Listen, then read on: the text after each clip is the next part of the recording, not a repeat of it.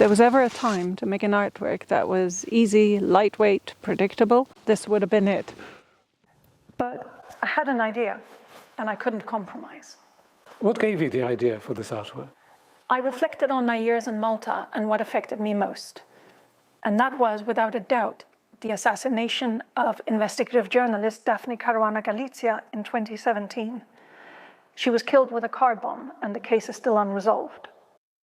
And I wanted to place this in the context of historic political violence on the island, like the 1977 unsolved murder of 15-year-old Karen Gregg, who was killed with a letter bomb.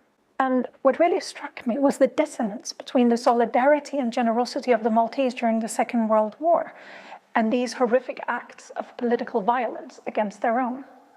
So how did this context shape your artwork? Well, when I had the idea it was summer, and it seemed simple enough. A sculpture made of limestone and my usual material, copper. But as the concept developed, things got trickier. Because, you see, I had to work with Maltese limestone, and my studio is in Sweden. And that's how Malta temporarily got a bit smaller, when a chunk of it traveled 3,000 kilometers north, only just making it the last stretch to my studio. For me, it wasn't enough that it looked like a bit of Malta's bedrock. It had to be the real thing. Once you received the stone, did things get easier? No, winter got worse and we were thoroughly snowed in. Working in the studio wasn't a problem. I live right next to it. But the copper structure needed welding, which is really difficult.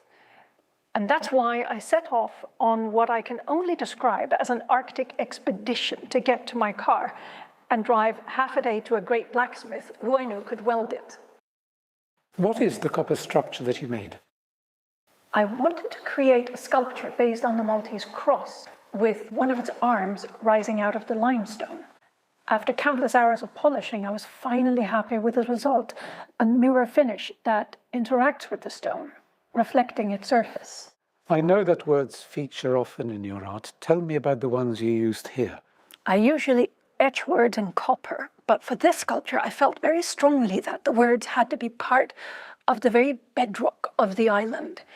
It's a section from the Maltese constitution that defines the rights of the individual, and they were expertly engraved by Maltese craftsmen before the stone left for Sweden.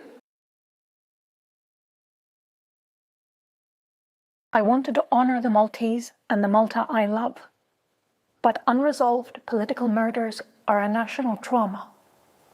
The country is carrying a grim legacy. When I was approached to make this artwork for the National Art Collection, one of the key questions was, why do we collect? We collect to remember.